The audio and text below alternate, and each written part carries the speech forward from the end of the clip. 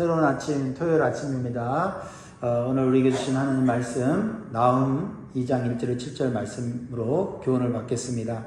자, 교훈을 담은 기도 제목 한번 따라 하실까요? 하나님의 심판이 우리의 구원이 되게 하소서. 여러분, 심판이라고 하는, 저지먼트라고 하는 단어를 들으면 먼저 두려운 마음이 생깁니다. 심판은 벌을 받고 끝나는 것으로 생각하기 때문이죠. 그러나 성경은 하나님의 심판을 조금 더 넓은 시각으로 바라보게 합니다. 하나님의 심판은 악인에게는 멸망이지만 하나님의 백성에게는 구원의 시작이다라는 거예요. 예를 들어서 오랫동안 폭력 조직에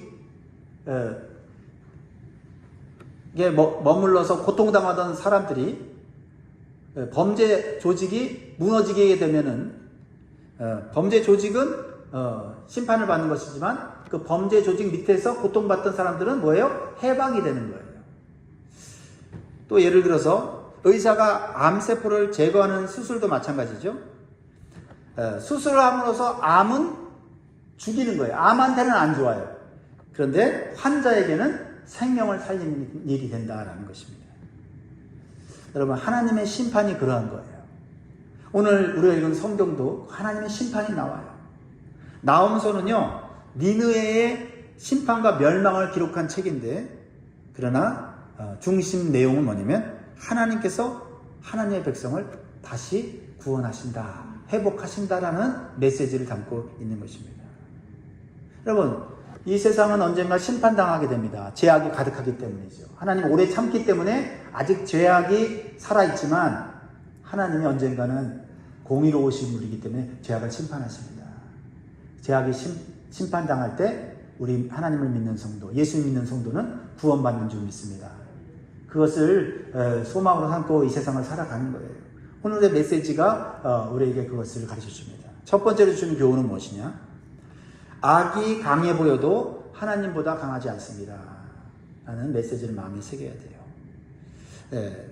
자, 세상에 악한 권세를 가진 자들이 힘이 있어 보이고 잘 나가는 것 같고 힘이 없는 사람들은 고통당하는 것 같아요. 아, 이 세상은 정말 불공평하구나 라고 생각이 들 수가 있습니다. 그러나 우리가 믿어야 되는 것은 악이 아무리 강해도 하나님보다 강하지 않다. 이 믿음으로 살아야 우리는 선하게 살고 거룩하게 살고 하나님의 말씀대로 살 수 있는 거예요. 자, 1절을 보세요. 1절을 보면 파괴하는 자가 너를 치러 올라왔느니 너는 산성을 지키며 길을 파수하며 내 허리를 견고히 묶고 내 힘을 크게 굳게 할지어다. 여러분, 이 말씀의 느낌이 어떠합니까? 이 1절은요, 심판받을 니느웨를 향한 하나님의 말씀이에요. 니느웨가 왜 심판받아요? 죄악이 가득했기 때문에 그래요. 니느웨라는 도시가 아수르의 수도인데 이 아수르 나라가 여러 주변에 있는 민족들을 괴롭혔기 때문이에요.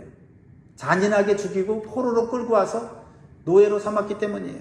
하나님께서 더 이상 그들을 보고만 계시지 않습니다.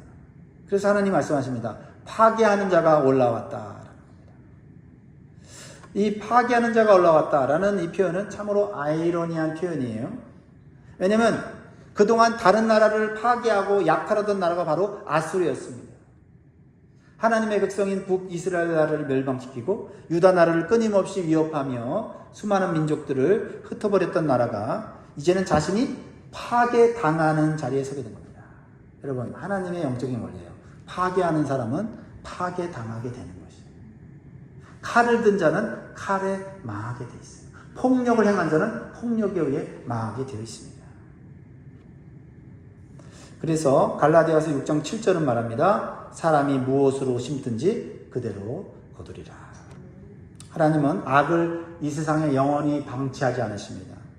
하나님의 오래 참으심은 심판이 없다는 뜻이 아니라 회개의 기회를 주시는 것입니다. 자, 이어지는 말씀을 보면 좀 이상한 표현이 나오죠. 이 니느웨를 향하여 하나님 말씀하십니다. 산성을 지켜라, 길을 파수하라, 허리를 묶어라, 힘을 굳게 하라. 겉으로 보면 하나님이 너희들 파괴하는 자가 올라와서 전쟁을 일으킬 건데 너네들 전쟁 준비 잘해야지 산다. 이렇게 말씀하시는 것 같아요. 그런데 아니에요. 이것은 거꾸로 얘기하시는 거예요. 이미 심판이 결정된 니느웨를 향한 하나님의 풍자예요. 할 수 있는 거 다 해봐라. 네 힘으로 해봐라. 네가 하나님의 심판을 막을 수 있겠느냐? 이렇게 말씀하신다라는 겁니다. 니느웨 사람들은 견고한 성벽을 믿었어요. 역사 기록에 따르면요, 니느웨 성벽은요 당시 세계 최고의 요새였습니다. 군사력도 막강했습니다. 누구도 쉽게 함락시킬 수 없는 도시라고 생각했습니다. 그러나 하나님께서는 한순간에 그 모든 자랑을 무너뜨리시는 거예요. 왜입니까? 세상에서 가장 강한 나라라도 하나님보다 강하지 않기 때문입니다. 사랑하는 성도 여러분, 우리가 세상을 살다 보면 악이 너무나도 강해 보일 때가 있습니다. 그래서 세상은 점점 하나님을 멀리하는 것 같고 거짓이 진실을 이기는 것 같고 내 문제는 해결될 것 같지 않은 그러한 상황 가운데 있을 때도 있습니다. 그럴 때 우리는 눈에 보이는 현실만 봐서는 안 됩니다. 믿음은 현실을 부인하는 것이 아니라 현실보다 크신 하나님을 바라보는 거예요. 여러분, 홍해 앞에서 이스라엘 사람들은 애국 군대만 보고 두려워 떨었습니다. 그러나 모세는 위대하신 하나님을 바라보았습니다. 그때 홍해가 갈라진 것입니다. 골리앗 앞에서 이스라엘 군대는 골리앗의 크고 강한 모습을 보았습니다. 두려워 떨었습니다. 그런데 다윗은 골리앗보다 더 크시고 강하신 하나님을 보았습니다. 그래서 골리앗을 이길 수 있었습니다. 오늘 우리의 믿음도 마찬가지입니다. 문제가 큰 것이 아니라 하나님이 더 크십니다. 우리를 위협하는 것이 강한 것이 아니라 하나님이 더 강하십니다. 그래서 성도는 문제의 크기를 바라보는 사람이 아니라 하나님의 크기를 바라보는 사람인 줄 믿습니다. 혹시 여러분 가운데 어떤 두려움이 있습니까? 질병입니까? 자녀 문제입니까? 경제적인 어려움입니까? 물론 그런 문제들이 나보다 크게 느껴질 수 있습니다. 그러나 우리는 믿음의 눈으로 봐야 돼요. 이 모든 문제보다 하나님이 크시다. 오늘도 하나님께서 우리에게 말씀하십니다. 따라합니다. 두려움보다 하나님을 더 크게 보아라. 아멘. 두 번째로 주시는 하나님의 메시지는요, 하나님은 자기 백성의 빼앗긴 영광을 회복하신다라는 겁니다. 여러분, 우리가 하나님의 백성이 되는 게 중요해요. 하나님의 백성이 되면요, 빼앗겼던 거, 잃어버렸던 거 다시 다 하나님이 찾아주십니다. 2절을 봅니다. 2절 다 같이 읽습니다. 시작. 여호와께서 야곱의 영광을 회복하시되 이스라엘의 영광 같게 하시나니 이는 약탈자들이 약탈하였고 또 그들의 포도나무 가지를 없이 하였습니다. 이 말씀은 오늘 본문의 핵심 메시지입니다. 하나님이 니느웨를 심판하신 이유는 무엇입니까? 단순히 악한 나라를 벌하시기 위해서만이 아닙니다. 하나님의 백성을 회복시키기 위해서입니다. 아수르는요, 오랫동안 하나님의 백성의 영광을 빼앗았습니다. 고통을 주었습니다. 북이스라엘은 멸망했고 유다 나라는 막대한 조공을 바쳐야 했으며 백성들은 두려움 속에 살아야 했습니다. 자, 이러한 상황은 2절 하반절에서 이렇게 비유하죠. 포도나무 가지를 없이 하였다. 포도나무의 가지가 잘려나가면요, 열매를 맺을 수가 없어요. 마찬가지로 아수르는 하나님의 백성들이 하나님께 주시는 풍성한 삶을 누리지 못하도록 짓밟았습니다. 하나님 말씀하십니다. 이제 내가 다시 회복시킨다. 중요한 것은 회복의 주체가 하나님이시다라는 겁니다. 유다가 강해져서 회복되는 것이 아닙니다. 군대가 많아져서 회복되는 것도 아닙니다. 하나님께서 일하시면 회복이 시작됩니다. 이것이 복음이에요. 여러분, 신앙의 놀라운 비밀은 뭐냐면 내가 하는 것이다 아니라 하나님이 하신다라는 믿음이 막 생기면요, 안 되던 문제가 해결돼요. 근데요, 또 하나님이 우리에게 주신 모든 것들이 축복입니다. 지혜도 주시고 경험도 주시고 힘도 주시고 재물도 주십니다. 근데 그것을 가지고 내 힘으로 하려고 하면 어느 정도까지는 일이 되어지다가 일이 막힙니다. 스떡이 돼요. 그때 우리는 깨달아야 돼요. 내가 하려고 하는구나. 하나님이 물론 우리에게 주신 것으로 우리가 살아가지만 우리는 하나님의 주신 것을 날마다 하나님의 주신 것으로 인식하면서 이 모든 것도 하나님이 하시는 거다. 이 믿음, 이 마음을 잃지 않아야만 우리가 교만해지지 않고 우리가 망하지 않습니다. 하나님의 백성도 하나님을 잊어버리고 하나님을 멀리 떠나면 세상에 짓밟히게 돼 있어요.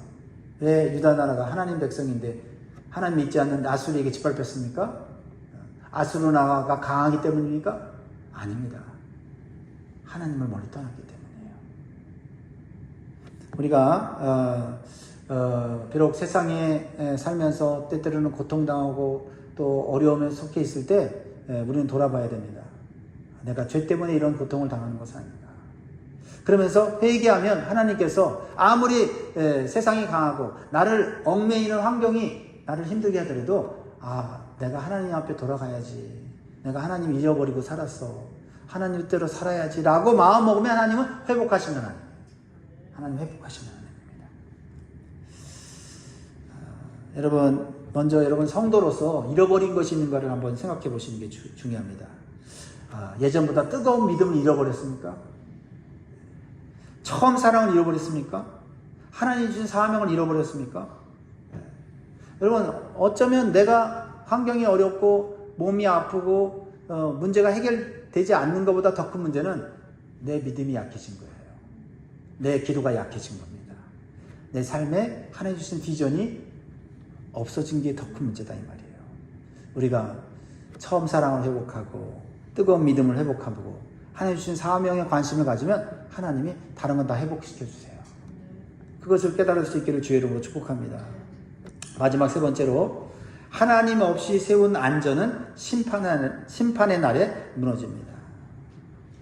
하나님 없이 세운 안전은 심판의 날에 무너집니다. 여러분 3절부터는요. 그 대단했던 도시, 세계를 통치하던 도시 니느웨가 실제로 무너지는 장면을 눈앞에서 보는 것처럼 생생하게 기록하고 있어요. 자, 3절만 읽어보겠습니다. 3절 시작. 그의 용사들의 방패는 붉고 그의 무사들의 옷도 붉으며 그 항어를 벌인 날에 병거의 쇠가 번쩍이고 노송나무가 창이 요동하는도다. 누구의 멸망을 이렇게 비유하고 있는 걸까요?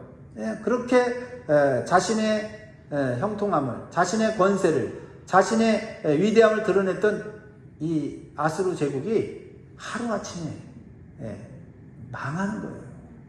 여러분 높을수록 무너지면 빨리 무너집니다. 그래서 3절부터 쭉 이렇게 나와 있는데 병거는 번개처럼 달리고 거리에는 군사들이 가득하고 지휘관들은 정신이 없어서 허둥지둥 뛰어다니고 왕궁은 무너지고 그리고 왕후는 벌거벗은 모습으로 포로로 끌려갑니다. 여러분 전쟁에서 져서 포로가 끌려갈 때 벌거벗겨서 끌려갈 때가 가장 수치스러운 거예요. 가장 비극을 보여주는 겁니다. 자신의 군사력을 자랑하고 도시의 번영과 화려함을 자랑했던 이 아수르가 이렇게 하루아침에 비극적으로 끝난다는 것을 보여줍니다. 역사적으로 그것을 증명하고 있는 것이죠. 하나님 말씀하십니다. 하나님 없이 세운 안전은 결코 영원하지 않다라는 겁니다. 여러분 하나님 없이 세운 위대한 업적들, 위대한 그러한 건물들을 바라보면서 여러분 와 감탄하지 마세요. 속으로 이렇게 하겠어요. 저 하나님 없이 세운 거 언젠가 망할 텐데 하는 안타까운 마음을 가질 수 있기를 바랍니다. 여러분 세상의 성공을 부러워하지 마세요. 하나님 없이 잘 되는 거 여러분 결코 부러워하지 마세요. 하나님 없이 세운 성공, 하나님 없이 세운 안전은 언젠가는 무너지게 되어 있습니다. 그래서 성경은 우리에게 지혜를 주는 거예요. 여러분 우리도 안전한 삶을 원하죠. 안정된 직장, 건강, 자녀의 성공, 노후 대책, 좋은 인간관계, 사실 이 모든 게 하나님 주신 선물이에요. 그러나 문제는 그것이 하나님보다 더 큰 의지가 될 때 문제가 됩니다. 사람은 자신도 모르게 이것만 있으면 괜찮다. 이것만 있으면 내 미래는 안전할 것 같다. 그런 생각이 딱 들어오면 여러분 깨달아야 돼요. 이것이 나를 지켜주는 게 아닌데 왜 나에게 이런 생각이 들어왔는가. 하나님이 주신 것 우리가 누리고 사용하면서 감사하면서 살아야 돼요. 남들보다 더 풍성한 게 주셨다면요, 여러분 그거 감사하면서 나누면서 살아야 돼요. 근데 그거 의지하고 이거면 되지 라는 마음이 들어올 때 그 사람은 망하기 시작하는 겁니다. 그래서 시편 20편 7절에 뭐라고 나와 있어요? 어떤 사람은 병거를, 어떤 사람은 말을 의지하나 우리는 여호와 우리 하나님의 이름을 자랑하리로다. 혹시 여러분 마음속에 지금 붙잡고 있는 게 뭡니까? 내가 가장 의지하는 것이 하나님입니까? 아니면 다른 것입니까? 한번 솔직하게 점검해 보시기 바래요. 하나님 이거 없으면 나 못 살아요 하는 그게 하나님보다 더 의지하는 것이면 나는 안전하지 않습니다. 나는 하나님만이 가장 중요합니다. 그러면 하나님 우리에게 필요한 것들, 또 잃어버렸던 것들 회복시켜 주시는 거예요. 말씀 맺겠습니다. 오늘 하나님보다 더 의지하는 것이 있다면 오늘 내려놓게 하시고 오직 하나님만 우리의 피난처와 산성이 되심을 날마다 고백하시는 삶이 되기를 주의 이름으로 축원드립니다. 기도하겠습니다.